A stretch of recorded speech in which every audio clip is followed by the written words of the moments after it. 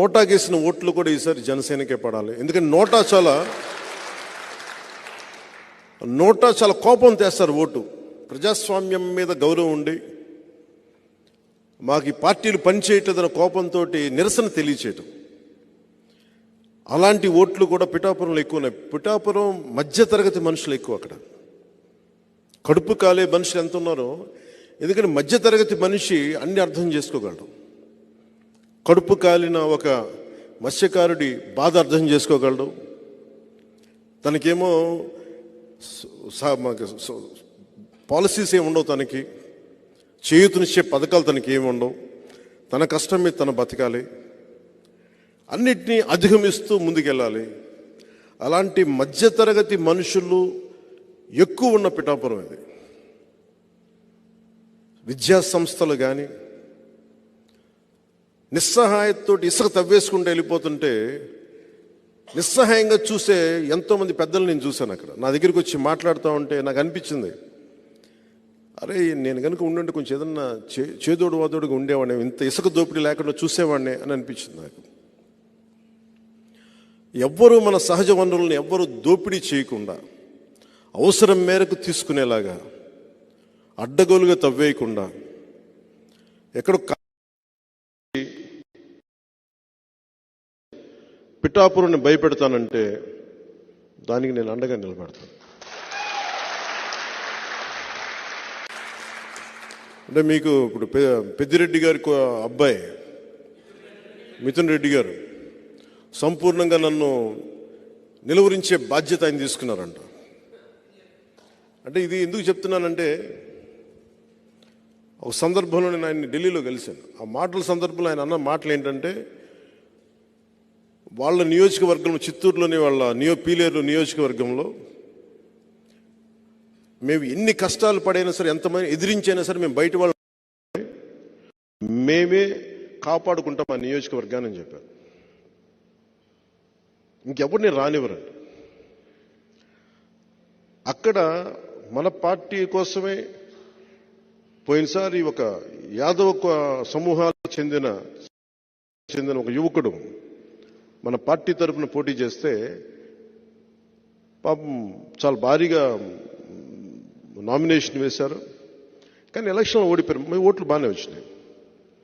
కానీ మొన్న ఈ మధ్యన ఆయన మన పార్టీ నుంచి వెళ్ళిపోయారు, వచ్చిన ఎలక్షన్లు అయిపోయిన తర్వాత. కానీ సొంతంగా పార్టీ పెట్టి ఆయన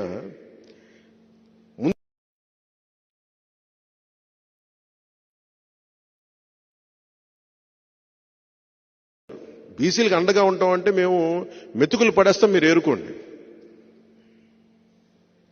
60 పైచిలుకు సీట్లుంటే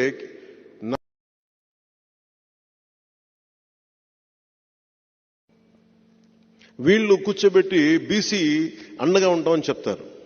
వీళ్ళు క్లాస్ వారి గురించి మాట్లాడతారు. నాకు జగన్ రెడ్డి గారి మీద కానీ మిథున్ రెడ్డి గారి మీద నాకు వ్యక్తిగతంగా నాకు కోపాలు లేవు వీళ్ళ మీద. ఇంకెవరు రాజకీయాల్లోకి రాకూడదు.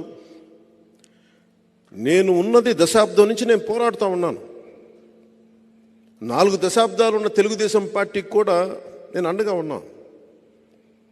అలాంటిది నన్ను ప్రజాస్వామ్యంలోకి నేను ఒక ఎమ్మెల్యే అయితే రాష్ట్రానికి మేలు తప్ప అది ఎవరికి హాని కాదు. రాష్ట్రంలో నాలాంటి గొంతుకులు ఉండకూడదు. నా కోసం 100 కోట్లు 150 కోట్లు ఓటుకి ₹1,00,000 ఇచ్చుకునేయమని, కుటుంబానికి ₹1,00,000 ఇచ్చుకునేయమని స్థాయిలో మాట్లాడుతూ ఉన్నారు. అంత డబ్బు ఉంది వాళ్ళ దగ్గర. ఎక్కడి నుంచి వచ్చింది ఆ డబ్బు? మద్యపానాన్ని నిషేధిస్తామని చెప్పి ఒక సీఎం సారా వ్యాపారి స్థాయికి వెళ్ళిపోయాడు.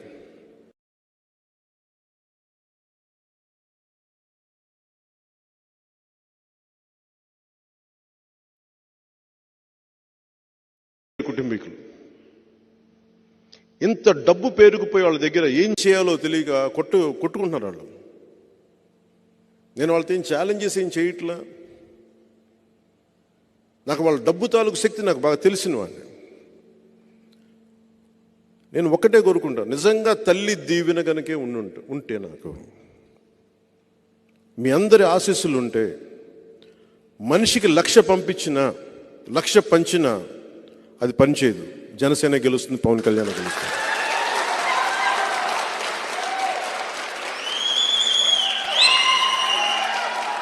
అలాగే వంగా గీత గారిని కూడా మీరు తెలుసో మీ అందరికీ తెలిసి ఉండొచ్చు. 2009లో మన ద్వారానే రాజకీయాల్లోకి వచ్చారు. సమాన్ రావు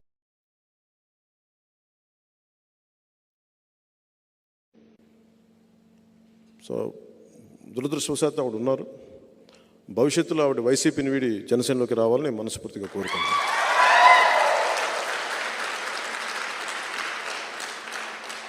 అలాగే కాకినాడ పార్లమెంటు కూడా మనదే.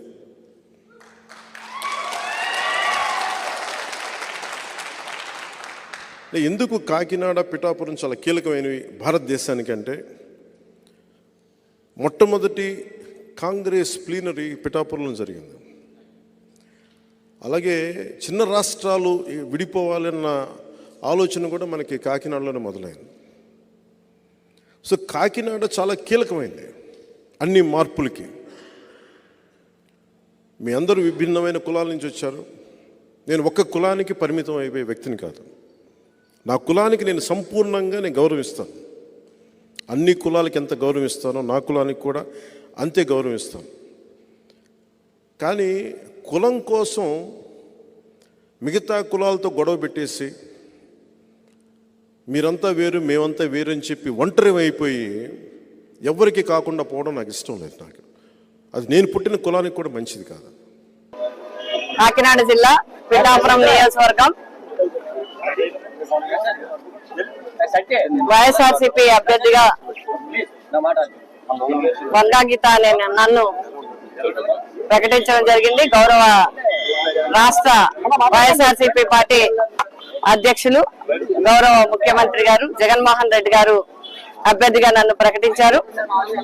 మరి మా నాయకులు మా కార్యకర్తలు బూత్ స్థాయి నుంచి నియోజకవర్గ స్థాయి వరకు, అదేవిధంగా రాష్ట్ర స్థాయిలో వివిధ పార్టీ హోదాల్లో ఉన్న వారందరూ, ప్రభుత్వ హోదాల్లో ఉన్న వారందరూ అందరి సహకారంతో, మరి ఈ రోజు పెద్దల సహకారంతో ఎప్పుడు సెంటిమెంట్ గా ఎప్పుడు సాంప్రదాయంగా మాకు చిత్రాడ మహాలక్ష్మి అమ్మవారి ఆలయం దగ్గర నుంచి ప్రచారం ప్రారంభించడం అనేది ఆనవాయితీగా వస్తుంది.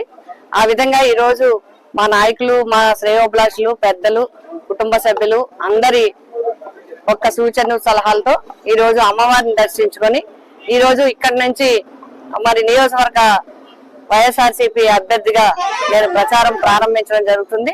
తప్పకుండా వైఎస్ జగన్మోహన్ రెడ్డి గారు చేసిన ఈ యొక్క రాష్ట్ర పరిపాలన ఏ విధంగా 2019లో మరి మాట ఇవ్వటం జరిగిందో, ఇచ్చిన మాట ప్రకారం మరి అమలు చేస్తూ అన్ని కూడా పూర్తి ఎజెండాని, పూర్తి మేనిఫెస్టోని అమలు చేస్తూ అందరికి ఒక మంచి పరిపాలన అందించడం జరిగింది.